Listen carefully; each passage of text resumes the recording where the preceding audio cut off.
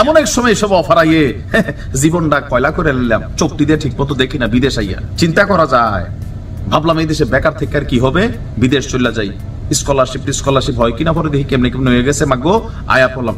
এখন তারা খালি অফার দিতেছে। হ্যাঁ, বেকার পোলাপেন বিয়া করতে টেনশন। যদি মাইয়ার বাপে জিজ্ঞেস করে কি করো, শিক্ষিত বেকার ভাতা পাই, আপনার মেয়েকে পালার মতন ক্ষমতা আছে চৌধুরী সাহেব বলে ডায়লগ দিতে পারবো। আমার মনটা চায় আমি আবার ছাত্র হয়ে যাই, কিন্তু আর সুযোগ নাই। তবে প্রয়োজনে বাংলাদেশে গিয়ে আরো পড়ালেখা করবো, শিক্ষিত বেকার হলেও কিন্তু টাকা পাওয়া যাবে। কি অফার ভাই!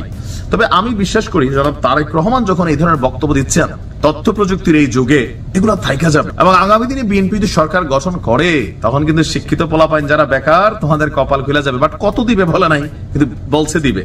দেখেন সিস্টেমটা সুন্দর, এটার দুইটা কারণগুলো পরে বলছি, আগে আসুন সুখবরটা কি দিছে। বিশাল এই দেশে যে ভাদাইম্য আমরা শিক্ষিত অনেক বেশি, এটা কিন্তু আমাদের রাজনীতিবিদরা জানে। কেন? কলেজে খেয়ে খালি বাই করছি, পরীক্ষার আগের দিন স্যাররা যায় কইছি প্রশ্ন কি এবং কোন, আর সিস্টেম তো আছে, পরীক্ষার আগের দিন প্রশ্নটা ফাঁস হয়, সবার হাতে যায় না, তো পরীক্ষা টরীক্ষা দিয়ে আসি। হ্যাঁ, তারপর আমরা যখন জিজ্ঞেস করি তোমার রেজাল্ট কি, আই এম এ জিপিএ 5। তো এরকম যারা আছে, এর বাহিরেও কিন্তু আবার আছে অরিজিনালি ট্যালেন্টেড ভালো ছাত্র, কিন্তু হ্যালো আমি অমুকের মামা বলছি, ভাই বলতেছি, এরকম যাদের লাইন গার্ড নাই, তারাও মেধাবী কিন্তু বেকার। প্রেমিকার বিয়া হইয়া যাইতেছে, প্রথম প্রেমিকার বিয়া হইয়া 2 বাচ্চা হইছে, এরপরে কষ্ট করে আরো 2-3টা করছে, কিন্তু সিস্টেমে আইতেছে না, বিয়া কিন্তু কপালে জোটে না। কেন? চাকরি নাই। মাইয়ার বাহে কি কয়, তো বেকার ছেলের কাছে যে বিয়া দিতাম না, আর প্রবাসীদের ডিমান্ড বেশি, ইউরোপ থাকলে তারও ভালো। যাই হোক, এই সকল জিনিস চিন্তা করে আমাদের বিএনপির ব্লুটুথ ম্যান জনাব তারেক রহমান তিনি বলছেন যে দেশের শিক্ষিত কর্মহীন ব্যক্তিদের জন্য শিক্ষিত হইতে হবে, অশিক্ষিত হলে তো না, স্কুল পালাইন না পোলাপানে লাগে সুযোগ নাই। বিএনপি বেকার ভাতা চালু করার বিষয়ে ভাবছে। খুবই সুন্দর উদ্যোগ, কিন্তু ইউরোপ আমেরিকাতে আছে এগুলা, তবে আমাদের বাংলাদেশে এগুলো খুব অ্যাভেলেবেল না। But this is the very first time যে তিনি এমন একটা সিদ্ধান্ত নিতে যাচ্ছেন বা ভাবতেছেন। তারা ভাবলে হয়ে যায়, মাশাআল্লাহ, ভাবনা তো অনেক কিছু আছে। তিনি বলছেন আমরা যেটা চেষ্টা করছি, যারা চাকরি পাননি তাদের জন্য একটা শিক্ষিত বেকার ভাতার ব্যবস্থা করার। এটা 1 বছর পর্যন্ত থাকবে। এর মধ্যে সরকার তাদের কর্মসংস্থানের জন্য চেষ্টা করবে, শিক্ষিত বেকারেরাও তাদের কর্মসংস্থানের জন্য চেষ্টা করবে। সুন্দর, সরকারও চেষ্টা করবো প্রতিষ্ঠান তৈরি করা, কর্মের জায়গা বাড়াইয়া তোমাদেরকে চাকরি দিতে। তোমরা সরকারি খায়া আর মসজিদে আজান দেয়, এরকম ডায়লগ কিন্তু এই দেশে আছে। এই লাইন আবার থাকবে না 1 বছর, ওয়ান এন্ড অনলি 1 বছর। এই সময়ের মধ্যে আবার কর্মটর্মের চেষ্টাও করবা, ভাতাও খাও, কোনো সমস্যা নাই, বাট পাবে, কম বেশি পাবে। এই বক্তব্য তিনি কোথায় দিলেন?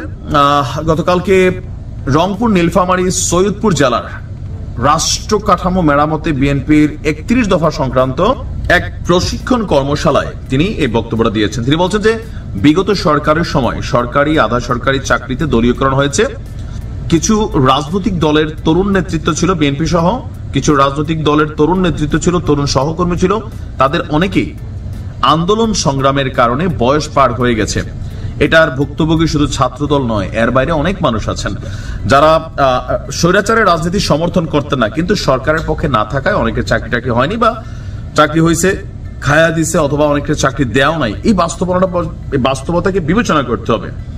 তো বিএনপি সরকার গঠন করলে সার্বজনীন স্বাস্থ্য বীমা চালু করা হবে কিনা তিনি বলছেন, জনসংখ্যার বিচারে বাংলাদেশ কোনো ছোট দেশ না, বড় দেশ। আমার ধারণা এই মুহূর্তে বাংলাদেশের জনসংখ্যা 20 কোটি মানুষের স্বাস্থ্যসেবা দিতে হলে বিরাট বাজেট প্রয়োজন। প্রচুর মানুষ অসুস্থ হতে পারে বিভিন্ন কারণে। তো একটা পর্যায়ে তিনি গিয়া এই শিক্ষিত বেকারদের জন্য এই ভাতাটার কথা বলছেন 1 বছরের জন্য। এটা খারাপ না, কিন্তু এরকম পজিটিভ সংস্কার যারাই নিয়ে আসবে আমরা তাদের সাথে আছি। তবে একটা জিনিস খেয়াল রাখতে হবে, কর্মসংস্থান আর কর্মমুখী শিক্ষা ব্যবস্থা। আমি বিএনপির কাছে এই দাবিটা রাখতে চাই। বাংলাদেশের যে অফিস বিসিএস সিস্টেমগুলো আছে, ম্যাক্সিমাম জায়গায় বাংলায় পড়া চাকরি করে এক ডিপার্টমেন্টে, অঙ্কে পড়া চাকরি করে আরেক ডিপার্টমেন্টে। এই যে ধরেন আমি যেটা পড়া বড় হইলাম, আমি ওইটা অ্যাপ্লাই করার সুযোগ পেলাম না, আমি অন্য কিছুতে যে আমারে মানে প্রকাশ করা লাগলো, এতে কিন্তু ভেজাল হয়। কর্মমুখী শিক্ষার দিকে ধাবিত করতে হবে, যেন হাতে কলমে শিক্ষা থাকে। পড়াশোনা শেষ, লাইক ভোকেশনাল বা পলিটেকনিকের স্টুডেন্টরা যেমন পড়াশোনা শেষে চাকরি পায়, ওই মডিফাই করা শিক্ষা ব্যবস্থাও এখানে রাখতে হবে।